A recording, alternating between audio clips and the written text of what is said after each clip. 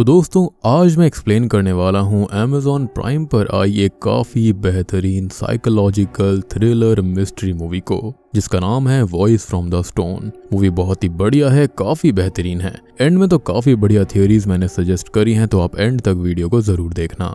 इस मूवी के अंदर आत्मा वाला कॉन्सेप्ट है, सुपरनैचुरल के साथ साइकोलॉजिकल एंगल भी है, तो आपको देखने में काफी मजा आएगा। और सबसे बढ़िया बात यह है कि फाइनली स्केरी नाइट्स के ऊपर 2 लाख सब्सक्राइबर्स कंप्लीट हो गए और ये आपकी हेल्प के बिना पूरा नहीं होता, तो थैंक यू वेरी मच। और अगला माइलस्टोन है 3 लाख सब्सक्राइबर्स का, तो जल्दी से चैनल को सब्सक्राइब कर दीजिए, वीडियो को लाइक कर दीजिए, कमेंट कर दीजिए, इससे वीडियो की रीच अच्छी हो जाती है।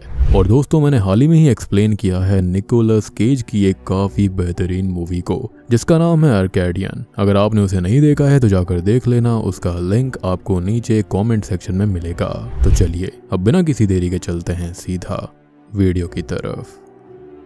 कहानी की शुरुआत में हम मालविना नाम की एक लेडी को देखते हैं जो कि मौत के करीब थी, और उस वक्त उसका बेटा जेकब उसके पास बैठा होता है। जेकब उस वक्त अपनी माँ को देखकर रो रहा था, और तब मालविना उसको ये कहती है कि मेरे जाने के बाद कोई औरत आएगी जो कि तुम्हारा मेरी तरह ही ख्याल रखेगी, तुम उसको पहचान जाओगे और तुम्हारे बोले हुए आखिरी शब्द मुझे तुम्हारे पास वापस बुला लेंगे। और इतना कहते ही मालविना की मौत हो जाती है और जेकब वहाँ पर बैठकर रोने लगता है। अब यहाँ से हमें सीधा 7 महीने बाद की कहानी दिखाई जाती है, जहाँ पर जेकब ने अपनी माँ के मरने के बाद से एक शब्द तक नहीं कहा था और उसका बर्ताव बहुत ही अजीब हो चुका था, जिसकी वजह से उसके पिता क्लॉज एक चाइल्ड केयर स्पेशलिस्ट और ब्रिटिश नर्स वेरिना को जेकब को संभालने के लिए बुलाते हैं। हालांकि वेरिना के पास इस फील्ड में कोई भी प्रोफेशनल डिग्री नहीं थी, फिर भी उसके एक्सपीरियंस को देखकर क्लॉज उसको नौकरी पे रख लेता है और बताता है कि जब से मेरी बीवी की मृत्यु हुई है तब से ही जेकब पूरा बदल चुका है और बस मुझे मेरा पुराना वाला बेटा जेकब वापस चाहिए। अब वरीना जेकब से जाकर बात करती है और उसे अपना नाम बताकर उसका नाम पूछती है, जिस पर वो उसे कोई जवाब नहीं देता।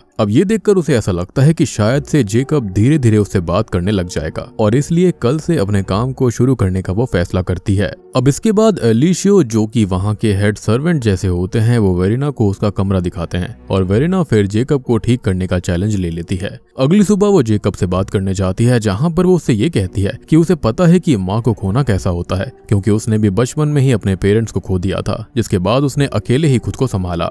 अब वेरिना जेकब से किसी तरह बात करने की कोशिश करती है, लेकिन वो अभी भी किसी बात पर कोई भी रिएक्ट नहीं करता, कोई जवाब नहीं देता। कुछ ही देर के बाद में जब वेरिना जेकब को पूरे घर में ढूंढ रही होती है, तब वो लिलिया नाम की एक ओल्ड लेडी से मिलती है, जो कि मालविना की ही पर्सनल सर्वेंट हुआ करती थी, पर वो उसके काफी करीब भी थी। उसने बहुत कम उम्र से ही मालविना को संभाला था और उसका ध्यान रखा था। वेरिना को लिलिया से बात करके काफी अच्छा लगता है और वो उसके बाद फिर से जेकब को ढूंढने चली जाती है। अब आगे क्लॉज वेरिना को मालविना के बारे में काफी बातें बताता है, जैसे कि मालविना एक फेमस पियानिस्ट हुआ करती थी और जेकब भी उसके साथ काफी समय पियानो बजाया करता था और इसी वजह से वो भी काफी अच्छा पियानो प्ले कर लेता है। खैर कुछ ही देर के बाद में वेरिना जब घर से बाहर गई हुई थी, तब वो एलिशियो को क्वारी के पास लैंप जलाते हुए देखती है। क्वारी असल में खदान को कहा जाता है, जहाँ से मिट्टी पत्थर सबको खोद कर निकाला जाता है, और क्लॉज परिवार के पास ऐसी काफी सारी क्वारी थी जहाँ पर मजदूर वगैरह काम किया करते थे। एलिशियो बताता है कि उनके परिवार ने करीबन 1200 साल पहले इस जगह को खरीदा था और वर्ल्ड वॉर 2 के समय यहाँ पर काफी मजदूरों की मौत हुई थी,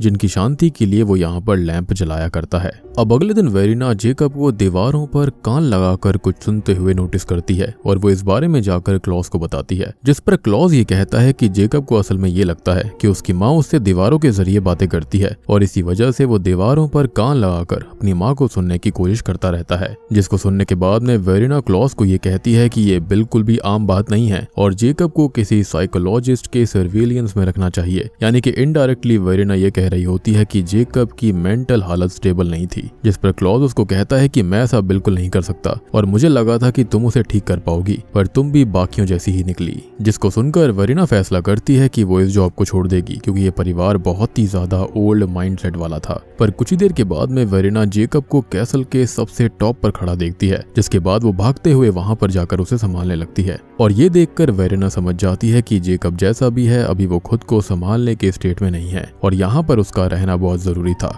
ताकि वो जेकब का ध्यान रख पाए, जिसकी वजह से वो अपना मन बदल लेती है और वहीं पर रुकने का फैसला करती है। अल्टीमेटली वो एक नर्स थी और ऐसे पेशेंट को छोड़कर नहीं जा सकती थी। अब उसी शाम जेकब अपनी माँ के कब्र पर जाकर वहाँ के दीवारों पर कान लगाकर कुछ सुनने की कोशिश करता है। जिस वक्त एलिशियो वेरिना को लेकर वहाँ पर आता है और उसको कहता है कि यहाँ पर इस परिवार के 40 जनरेशंस को दफनाया गया है। जी हाँ, 40 जनरेशंस को, और ये जगह उनके लिए पवित्र है। अब आगे वेरिना जेकब के साथ उसकी तरह बिहेव करने की कोशिश करती है ताकि वो उससे अच्छे से कम्युनिकेट कर पाए, जिसके लिए वो भी दीवारों पर कान लगाकर कुछ सुनने की कोशिश करती है, पर उसे कुछ सुनाई नहीं देता, जो कि आम बात थी, ऑब्वियस सी बात थी। जिसके बाद वेरिना जेकब से ये कहती है कि तुम्हारी माँ तुमसे प्यार करती थी, पर वो इस दीवार में नहीं है, जहाँ पर वो क्लियरली बोल देती है कि वो दुनिया को छोड़कर जा चुकी हैं और मुर्दे कभी बोला नहीं करते। पर फिर भी हम यहीं से अब वेरिना को कई जगह पर दीवारों पर पत्थरों पर कान लगाकर कुछ सुनने की कोशिश करते हुए देखते हैं, जैसे कि अब उसे भी उनसे आवाजें सुनाई दे रही थी और इससे वो जेकब के करीब आने लगती है। अब इन सब चीजों के दौरान वेरिना लिलिया के भी काफी करीब आ जाती है और दोनों शाम को एक ही साथ समय बिताया करते थे। जिससे एक दिन जब वेरिना की स्कर्ट थोड़ी सी फट जाती है तब लिलिया उसे मालविना की एक ड्रेस पहनने के लिए देती है, जिसको पहनकर उसे काफी अच्छा लग रहा होता है। पर उसी वक्त वहां पर क्लॉज आ जाता है, जो कि अपनी वाइफ की पुरानी ड्रेस किसी और को पहना हुआ देखकर उस पर गुस्सा हो जाता है और वो वेरिना को उस ड्रेस को तुरंत ही निकालने के लिए कहता है। जिसके बाद जैसे ही वेरिना उस कपड़े को हटाने लगती है तब क्लॉज उसके बॉडी के स्ट्रक्चर पर गौर करता है, जो कि काफी हद तक मालविना की तरह ही था, जिसको देखकर वो वेरिना को वहीं रोक देता है और उसे उस ड्रेस को फ्रीली पहनने के लिए बोलता है। कहीं ना कहीं शायद वो उसकी तरफ आकर्षित हो गया था। जिसके अगले ही सीन में हमको पता चलता है कि क्लॉज असल में एक स्कल्पचर भी है और वो अपनी वाइफ की एक स्टैचू बना रहा था, जिससे पहले ही उसकी वाइफ की मौत हो गई। जिस वजह से वो वेरिना से ये पूछता है कि क्या वो उसके स्टैचू के लिए नेकेड मॉडल बनेगी, क्योंकि उसकी बॉडी का शेप बिल्कुल उसकी वाइफ मालविना जैसा है। और थोड़े ही समय सोचने के बाद में वेरिना मॉडल बनने के लिए मान जाती है। जिसके बाद क्लॉज उसको देखकर स्टैचू बनाने लगता है और उस वक्त वेरिना क्लॉज की तरफ थोड़ी सेक्सुअली आकर्षित होती है, जिसकी वजह से वो बाद में खुद को उसके साथ इंटीमेट होते हुए भी इमेजिन करती है। लेकिन उसी वक्त जब वो जेकब को देखने बाहर जाती है तब उसे देखकर वो दीवार में कान लगाकर कुछ सुनने की कोशिश करती है, जिस पर उसे सच में किसी की आवाज दीवार से सुनाई देती है, जो कि मालविना की आवाज थी और वो कह रही थी कि जेकब अब मैं यही हूँ। और ये सुनकर वेरिना को बहुत ही बड़ा झटका लगता है, क्योंकि अब तक वो सिर्फ दीवार से आवाजें सुनने की कोशिश कर रही थी। जिसके बाद आज पहली बार उसने दीवारों से आवाजें सुनी। वेरिना को ये मालविना का इशारा लगता है कि वो कहना चाहती है कि वेरिना ही अब उसके परिवार को संभालेगी। जिसके बाद वो जेकब को गले लगाकर कहती है कि वो हमेशा उसका ख्याल रखेगी। अब आगे हम वेरिना और क्लॉज को इंटीमेट होते हुए भी देखते हैं, जिसका रीजन यही था कि क्लॉज वेरिना से आकर्षित हो गया था और ये बात मैंने आपको पहले भी बताई थी, जिसे वेरिना काफी पॉजिटिवली लेती है और सोचने लगती है कि वो क्लॉज की वाइफ बनकर जेकब और उसका ख्याल रखेगी, जैसे कि उसने उस दीवार के आगे यानी कि मालविना की स्पिरिट के आगे वादा किया था कि वो उसके परिवार का ख्याल रखेगी। पर क्लॉज उस रिश्ते को लेकर खुश नहीं होता जो उसने वेरिना के साथ बनाया था और उसे लेकर वो दुखी होने लगता है। उसको लगता है कि उसने गलती कर दी। जिसके बाद वो वेरिना को हमेशा के लिए ये काम छोड़कर यहाँ से चले जाने के लिए बोलता है, जिस पर वेरिना क्लॉज से बहुत रिक्वेस्ट करती है कि वो उसको यहीं रहने दे। जेकब को उसकी जरूरत है, पर क्लॉज उसकी एक नहीं सुनता। वो कहता है कि अगर जेकब में अब तक कोई पॉजिटिव चेंजेस आए होंगे तभी वो उसे रहने दे सकता है। जिसके बाद वेरिना जेकब के पास जाकर उससे कहती है कि तुम्हें बोलना होगा जेकब, तुम्हारे बोलने पर ही तुम्हारी माँ आजाद हो पाएगी और वो यहाँ से जा पाएगी। पर जेकब, जो कि अब तक वेरिना से काफी घुल मिल गया होता है और उसके साथ अपना ज्यादातर समय बिता रहा था, वो वेरिना को इस हालत में देखकर भी कुछ नहीं बोलता और चुपचाप वहां से चला जाता है। वेरिना इस बात से बहुत दुखी हो जाती है और वहां से हमेशा के लिए चले जाने का फैसला करती है। पर तभी हम देखते हैं कि धीरे धीरे उसकी तबीयत खराब होने लगी है, जिस वजह से क्लॉज उसे वहीं पर रुकने के लिए बोलता है। पर वेरिना ये कहकर वहां से जाने लगती है कि मालविना ने मुझे अपनी बीमारी दे दी है, जो कि कुछ हद तक ऐसा था कि जिस तरह से मालविना बीमार हुई थी वैसे ही अचानक से वेरिना भी बीमार होने लगी थी। हालांकि क्लॉज अब वेरिना को वहां से जाने से मना करने लगता है, जो कि काफी अजीब बात थी क्योंकि कुछ ही समय पहले वो उसे वहां से चले जाने के लिए बोल रहा था। अब इसी दौरान वेरिना को एक बहुत ही डरावनी बात पता चलती है। इनफैक्ट हम खुद शॉक्ड हो जाते हैं कि लिलिया जिस ओल्ड लेडी से वो इतने दिनों से बातें कर रही थी वो तो असल में कब की खत्म हो चुकी हैं। जी हाँ, असल में लिलिया ने मालविना की मौत के ही अगले दिन दुख में आकर अपनी जान दे दी थी, जिसको सुनकर वेरिना पूरी तरह से कांपने लगती है और वहां से जाने लगती है। पर कुछ ही दूरी पर जाकर वो कमजोरी की वजह से बेहोश होकर गिर पड़ती है, जिसके बाद एलिशियो उसे वापस घर लेकर आता है और उसे उसी कमरे में सुला दिया जाता है जहाँ पर मालविना की मौत हुई थी। हालांकि वेरिना क्लॉज से रिक्वेस्ट करती है कि वो उसे इस कमरे में अकेला ना छोड़कर जाए, पर फिर भी उसे उसी कमरे में छोड़ दिया जाता है। जिसके बाद वेरिना को सपना आता है जहाँ पर वो खुद को दफन होता हुआ देखती है, जैसे कि उसकी मौत हो चुकी है। पर उसी वक्त उसके दूसरी तरफ मालविना की आत्मा आ जाती है, जो कि वेरिना के शरीर पर अपना हाथ फेरती है और अगले ही पल वहाँ से गायब हो जाती है। जिसके कुछ ही देर के बाद में उसकी आंखें खुलती है और वो पूरी तरह से ठीक हो गई थी, जैसे कि कुछ देर पहले उसे कोई बीमारी थी ही नहीं।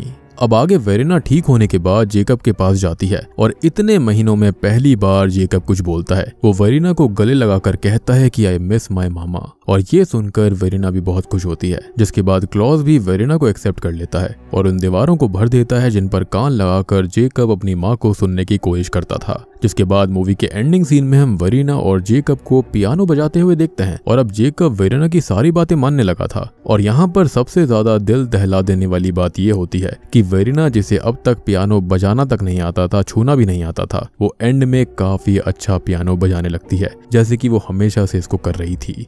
और बूम, इसी के साथ में ये मूवी यहीं पर खत्म हो जाती है।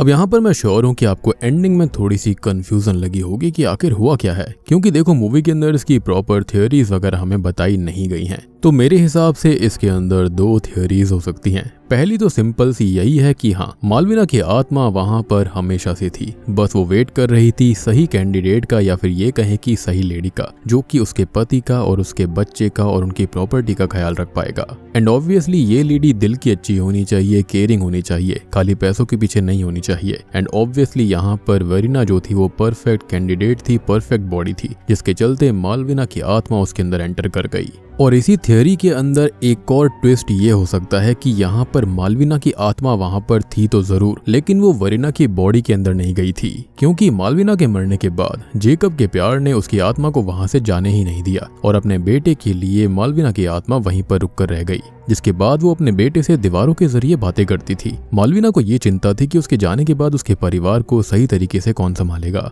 इसलिए उसने जेकब को मरने से पहले ये कहा था कि जब तुम अगली बार बोलोगे उसी वक्त मैं तुम्हारे पास आ जाऊंगी।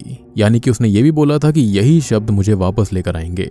सिंपल सी बात है कि मालविना की स्पिरिट ये चाहती थी कि उसके जैसे ही केयर करने वाली जब वहां पर कोई आएगी, जो कि इस केस में वेरिना थी। और क्लाइमेक्स में हमने ये भी देखा था कि वेरिना को दीवारों में से उसकी आवाज आ रही थी, यानी कि मालविना की।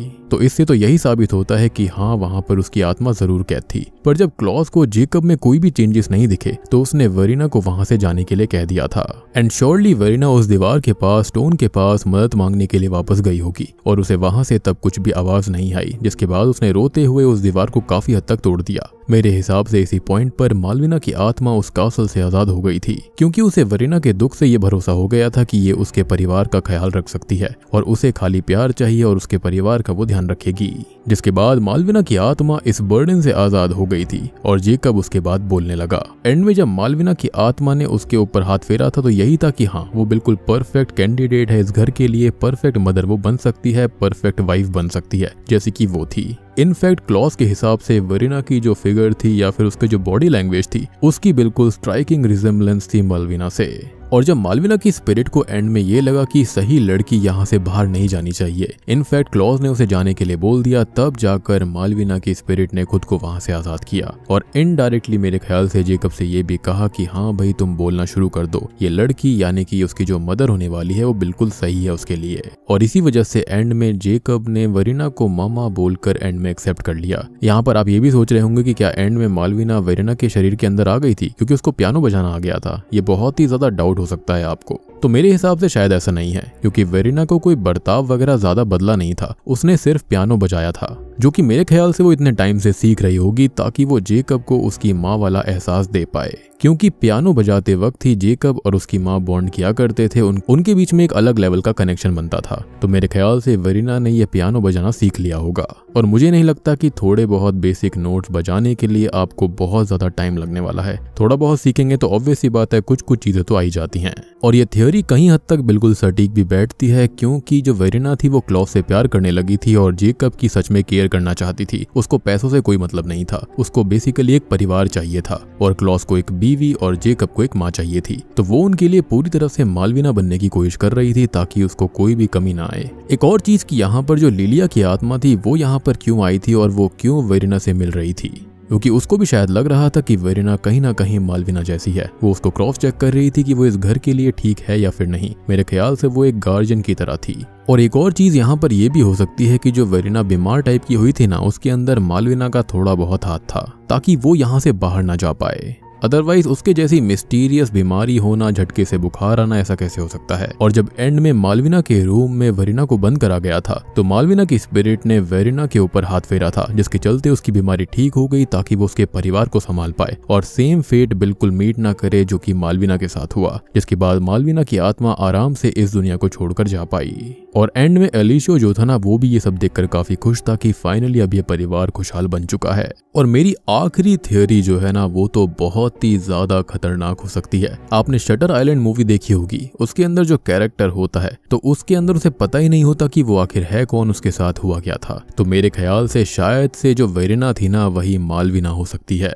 बीमारी के चलते उसकी यादें चली गई होंगी, जिसके चलते जेकब ने बोलना छोड़ दिया। और जो भी चीजें अब तक हो रही थी वो सारी एक्टिंग थी कि भाई वो एक नर्स है और यहाँ पर ख्याल रखने आई है जेकब का। लेकिन अंत में आते आते शायद से उसको सारी मेमोरीज याद आ गई थी। और मेरी एक और पर्सनल ओपिनियन ये है कि जो मालविना थी या फिर जो वेरिना थी, उसको लिलिया से बहुत ही ज्यादा प्यार था। और जब लिलिया की मौत हुई तो शायद उसके दिमाग पर गहरा असर पहुंचा था, जिसके चलते उसके साथ ऐसा हुआ। उसकी यादें चली गई थी, या फिर ये कहें कि वो बहुत ही ज्यादा डिप्रेशन में चली गई। वो भूल गई थी कि उसका कोई बेटा है, कोई पति है।